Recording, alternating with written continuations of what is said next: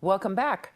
Preschool children who experience repeated episodes of severe lower respiratory tract infections often present with symptoms like wheezing and difficulty breathing. A new study looked at whether a common antibiotic given early in these episodes could prevent the illness from getting worse.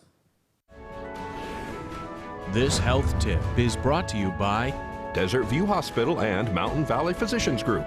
Don't put your health on hold. We have time for you. Call us to schedule your appointment. 775-751-7100. When preschool children experience repeated lower respiratory infections, it's much more than just a simple cold. Well, lower respiratory tract illness is a cold that ends up going to the chest and that causes substantial coughing, wheezing, shortness of breath. The usual treatment often includes steroids like prednisone. We want to provide a safe alternative that allows these children to experience fewer episodes. Dr. Leonard Beccarrier from Washington University in St. Louis and co-authors studied more than 600 children from 1 to 6 years old with a history of repeated episodes of severe respiratory illness. Children were randomly assigned to either receive the antibiotic azithromycin or a placebo early in these episodes. The parents were to have this medicine at home and were to start it at the very earliest signs of an illness in an effort to try to prevent the progression of the episodes. The children in the azithromycin group were significantly less likely to have progression of their episodes to the point where prednisone would have been required. Researchers also looked at whether increased antibiotic use could result in more bacterial resistance. There was a slight increase in the number of children who had resistant organisms at the end of the study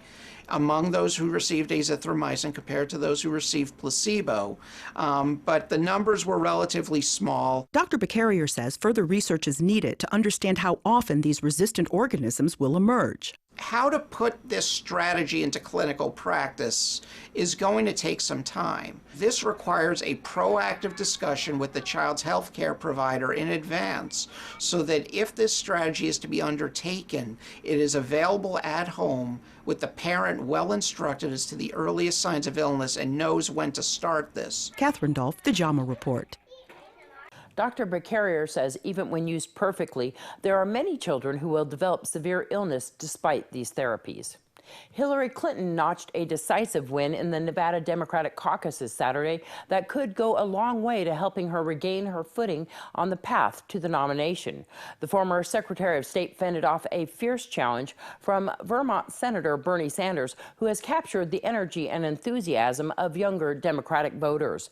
The Nevada Democratic Party spokesperson said the estimated turnout was about 80,000, falling short of the nearly 120,000 voters who turned out in 2008. Bill Carns from the Nye County Republican Central Committee spoke to us about tomorrow night's Republican caucus. On Tuesday, February 23rd, we have the Republican caucus here in Nye County. For the Pahrump area, Pahrump Crystal Mercury, it's all happening over at Rosemary Clark Middle School. The gates open at 5:30 p.m. The precinct meetings begin at 6. First order of business is we open up nominations and elections for a new precinct captain. That position will last for 2 years. Then we go right into opening up for the voting for a presidential preference poll. People can stand up and speak on behalf of their candidates. You can cast a vote. You can stick around. You can put your name in and become a delegate to the county convention for the Republican Party, which will be here in Pahrump at the high school on Saturday, March 19th. From there, we go through all the great stuff for electing delegates that go to the state party and then on to national.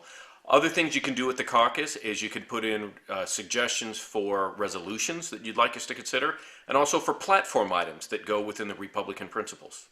And if anyone wanted to contact or get involved, how would they do so? If you go to nyegop.org, N-Y-E, NyeCountyGOP.org, you can click on the homepage. There's a link that takes you to all the caucus information. There's even another link you can click on. Make sure that you are properly registered to vote. You can find out what precinct you're in. We'll have all of that as well.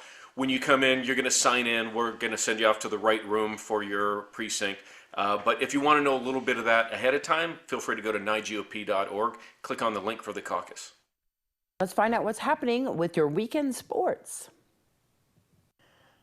Weekend Sports is brought to you by Jason Ernest at Mountain West Lawyers. If Peyton Manning does play another season in the National Football League, He'll reportedly be doing so with another team in 2016. According to the sources, the Denver Broncos are shifting their focus to other options at quarterback, be it re-signing Brock Osweiler or looking toward the draft for a long-term replacement for Manning.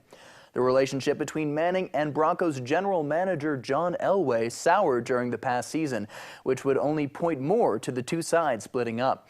Manning hasn't explicitly confirmed he will retire this offseason, deflecting the question after his team's Super Bowl 50 win. To promote her appearance on The Tonight Show starring Jimmy Fallon, UFC fighter Ronda Rousey posted a slimmer-armed photoshopped image to her Instagram, unaware it had been modified. Once she was notified some 9 hours later, she resolved to clear the air, posting both the altered photo and the original side by side. Among the things written in the caption was the adamant affirmation that the gaffe was just that, unintentional. Rousey further drove home her stance by writing, "This goes against everything I believe, and I am extremely proud of every inch of my body." This has been your Week in Sports. I'm Noah Began for News 46. More local news after this break.